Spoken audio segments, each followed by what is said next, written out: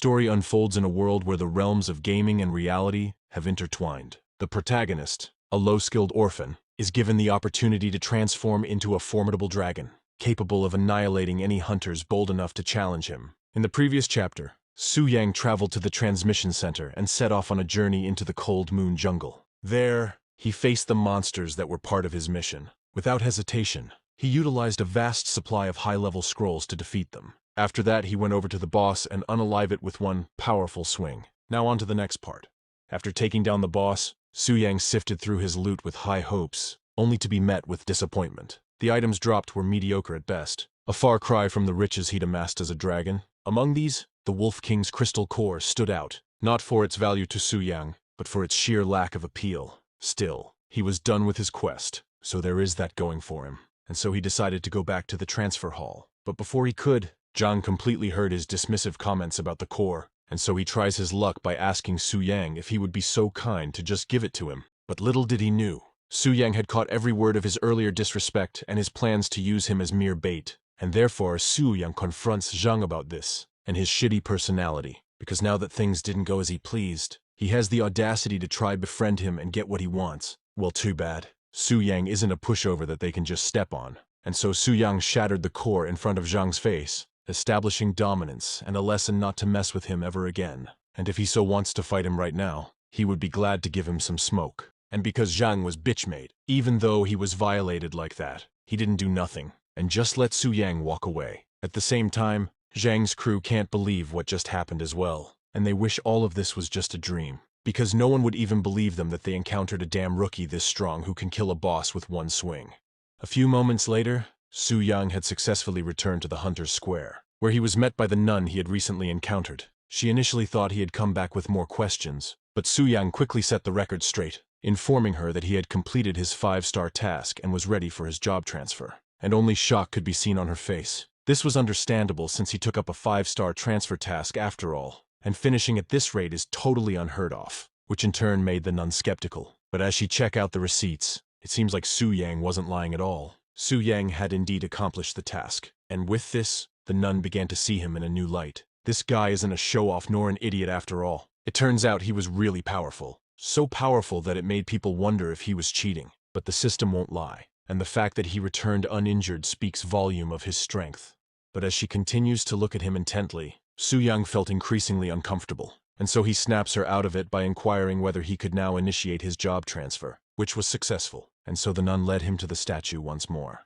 But as they made their way to the statue, the nun found herself increasingly preoccupied with thoughts of Su Yang's remarkable strength. She considered how advantageous it would be for her church to have someone of his caliber exclusively. Luckily, she had already informed the priest about Su Yang, reducing the risk of him being recruited by others. But as she continued to think about Su Yang, her thoughts took a more personal turn. She revealed to be down horrendous for real. Like damn, she a nun, but she down to get dirty with Su Yang since he is also pretty handsome. And she was even thinking of getting his contact information after this ordeal was over. And the thought of being with this guy is already driving her crazy.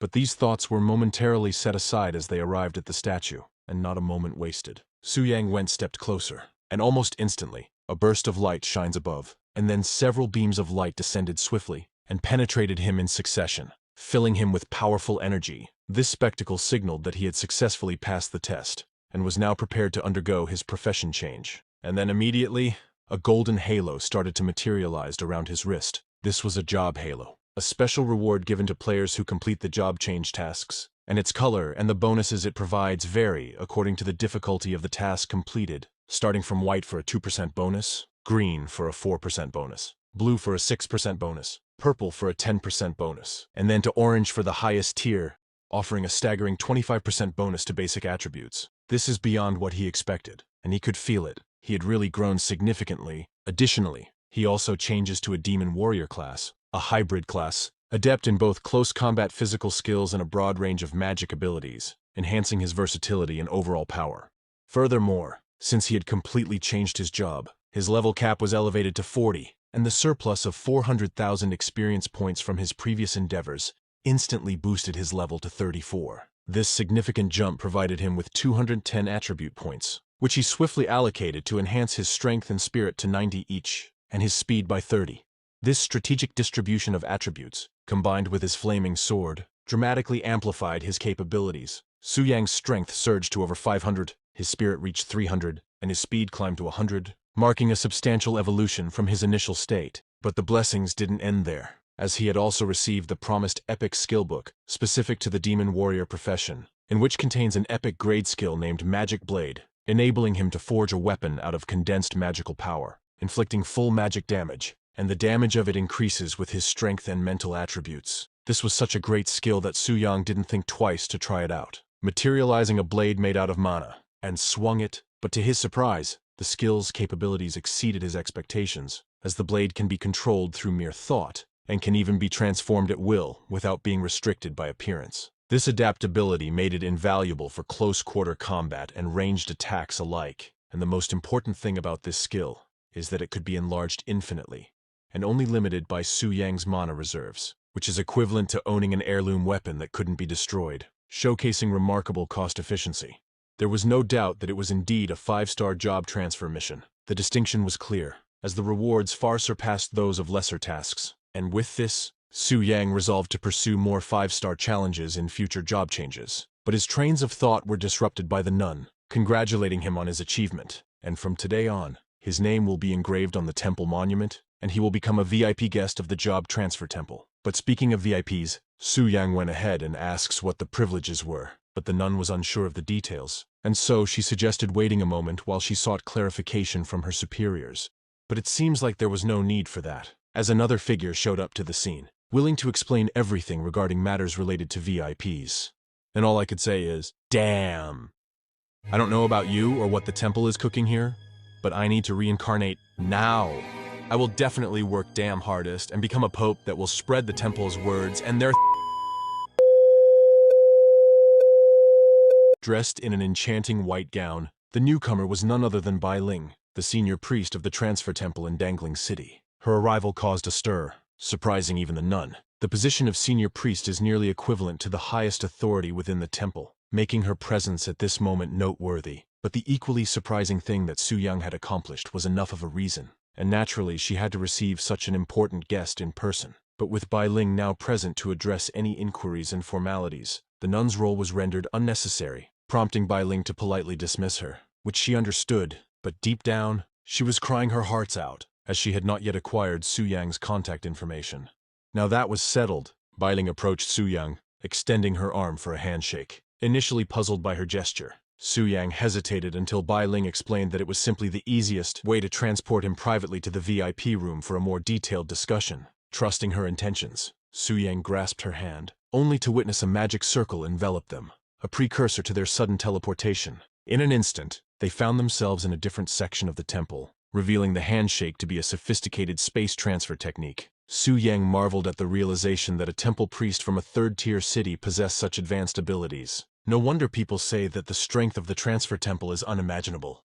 And as Su Yang was thinking this, Bai Ling noticed Su Yang's look of wonder and modestly downplayed her abilities. She mentioned that her skills weren't inherently powerful. Rather, they are just borrowed power from the temple's sacred statue, that's all to it. On the contrary, he is more surprising. According to the current records, there had never been a 5-star job changer in Dangling City, and even in the Tianling City, the last successful 5-star job transfer had occurred a decade prior.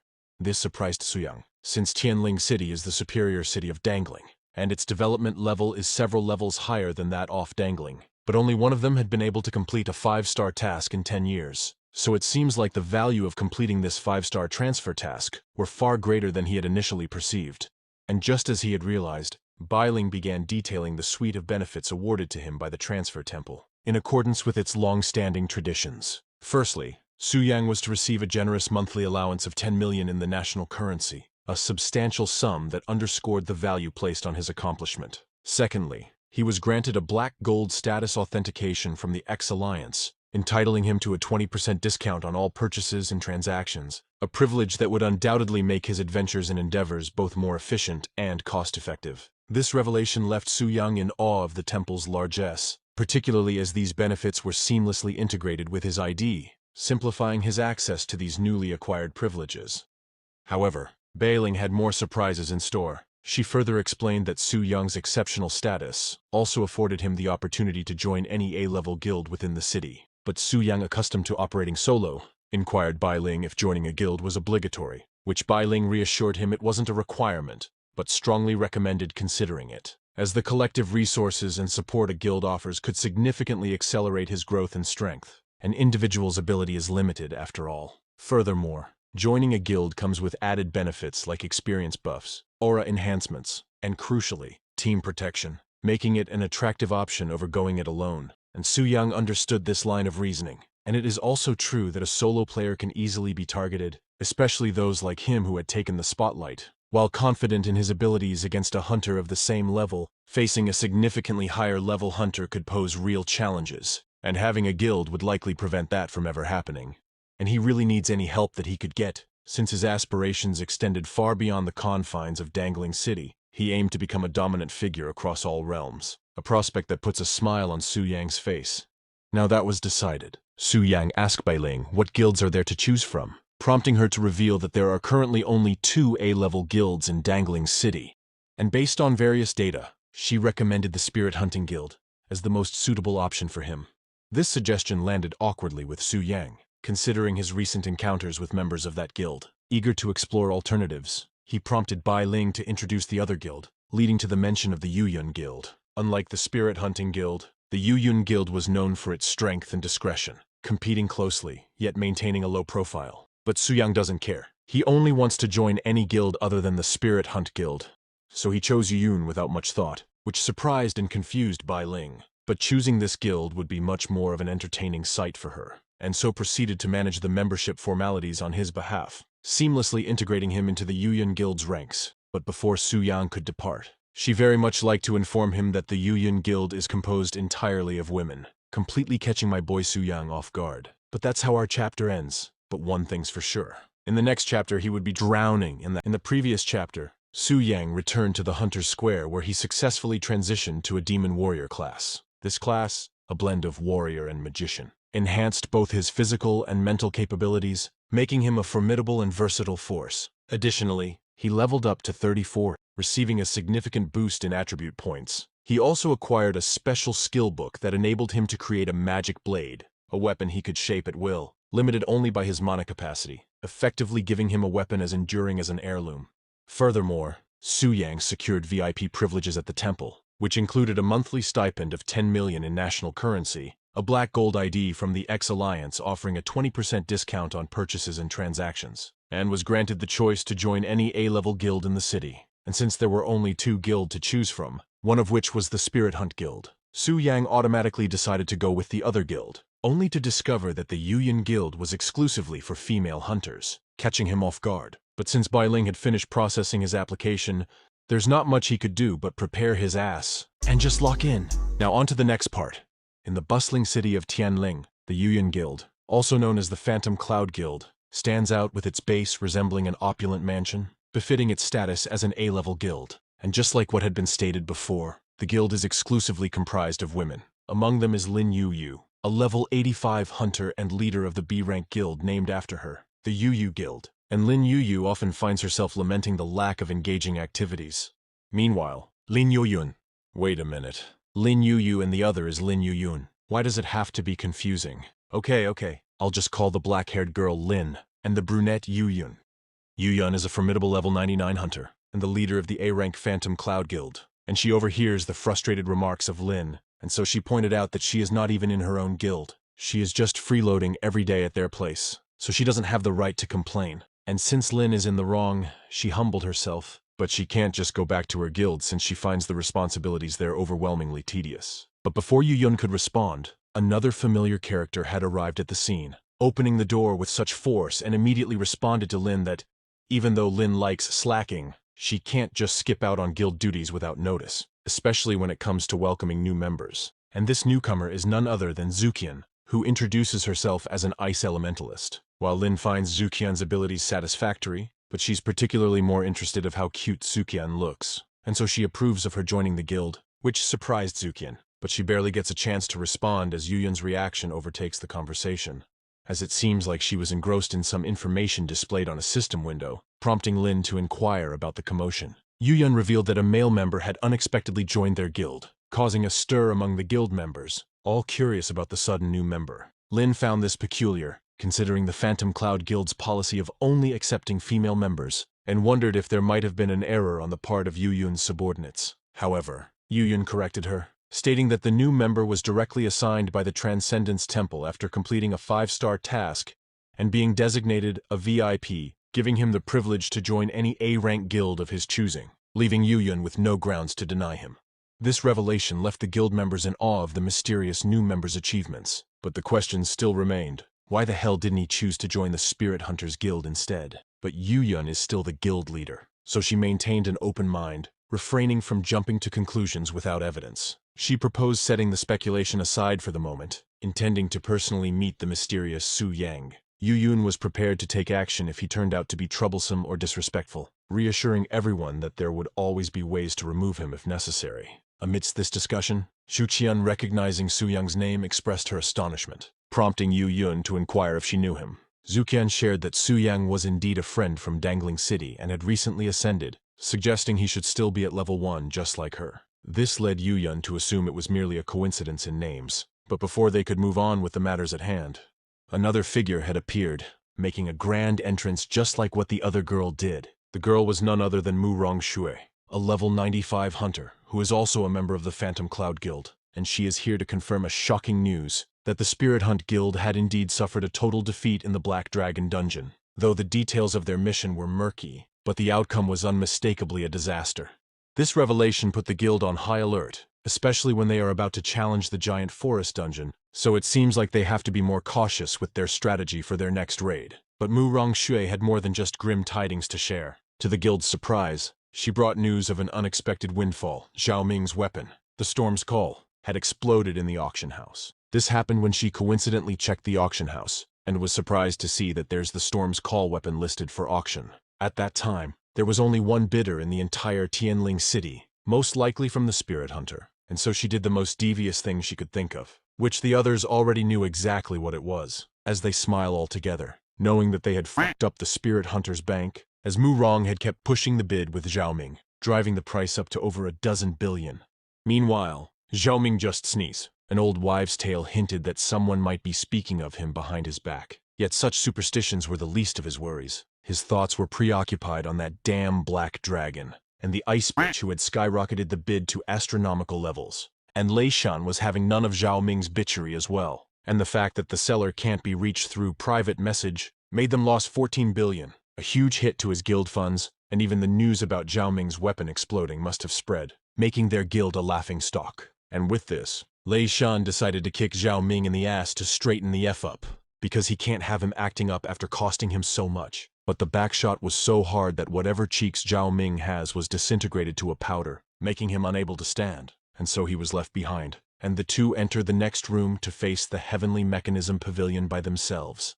But that doesn't matter, because Lei Shan and Qian Yuan is now in deep shit, as they are seated across a long-ass table, and is face-to-face with the members of the Heavenly Mechanism Pavilion. And they are all pissed, especially the white-haired dude named Zhou Tai, a level 110 hunter, a 5-star bloodthirsty warrior, and the strategy group leader of the said guild. So he asked these two blokes if he was hearing things right, 'cause ain't no way they be saying their strategy was flawed. This must be a joke. After all, they have cleared the Black Dragon Fortress at least 5 times, and based on that, they summarized this strategy and meticulously verified every step, so there shouldn't be any issues. And the only way they could mess up like this must be some skill issue, or they hadn't followed their strategy step by step.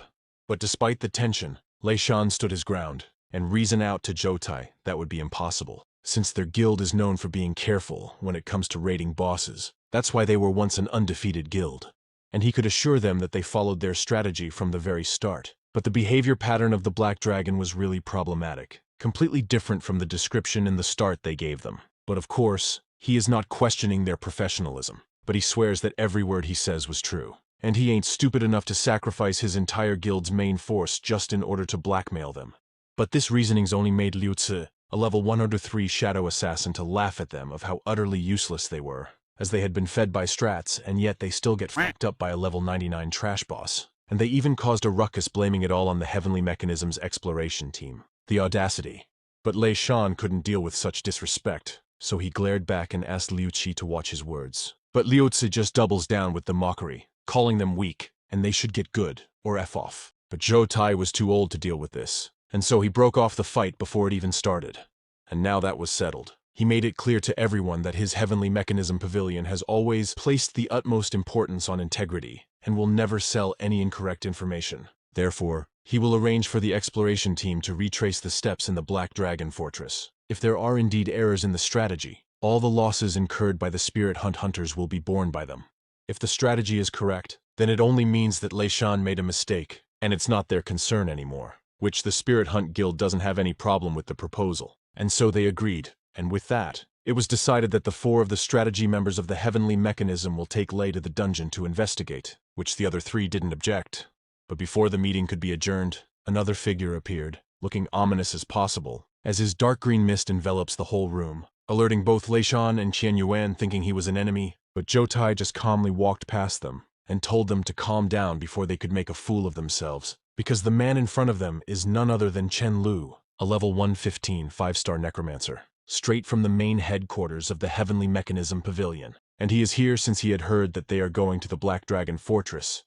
But Zhou Tai didn't inform him about it, a task that he had specifically instructed them to do, prompting Zhou Tai to ask for forgiveness to Master Chen, and that he just doesn't want to trouble him, as this is mainly their exploration team's follow-up service. But Chen Lu doesn't care about their reasons, as he already made up his mind to go with them.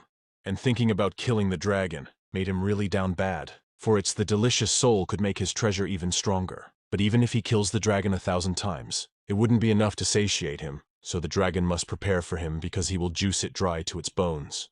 While the others could only cringe looking at this mofo react this way, sticking his tongues out like he's a 24/7 pervert. But even with this, Lei Shan couldn't help himself but smile with that all-might-looking grin, showing his true colors. Because with a team of this size, clearing a 4th-ranked dungeon is absolutely no problem, and if they could indeed kill the Black Dragon, that's fine by him. But if they get wiped out by it, then they absolutely deserve it. Whether it's a genuine strategy or fake one, with such heavy losses on his side, these self-righteous strategy groups should pay some price. Meanwhile, Su Yang found himself finally able to relax in his bed, though not without a new source of stress. His guild's chat channel was abuzz, primarily with conversations about him, which he found rather irritating.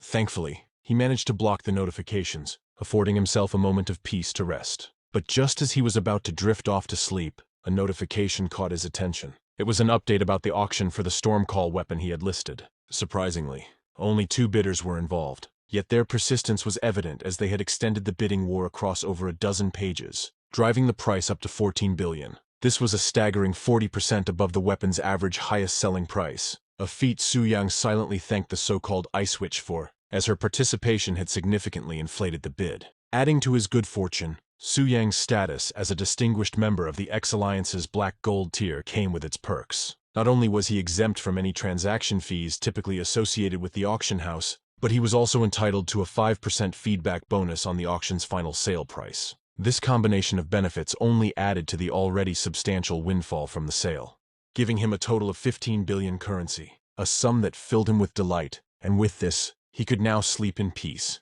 as he no longer had to worry about mundane concerns like finding a part-time job or settling for a regular 9-to-5. This is a new feeling he had never experienced before, but it is indeed addictive. And with that, another day had arrived, and Su Yung quickly rose from his bed, aware that complacency was not an option, especially when the part-time boss cooldown had been reset, and there is a new transcender trying to challenge the dungeon. It was none other than the renowned exploration team, known for being the dungeon killers, having conquered numerous dungeons and made strategies based on them. And he could see that there are also many 5-star professionals above 100 in the guild, so it seems like it is truly related to the incident that he recently made. But regardless of their intentions, since they only brought 6 people, they must be extremely confident in their abilities. And so Su Yang had resolved himself not to hold back and give them the hardest fate he could give as the Black Dragon.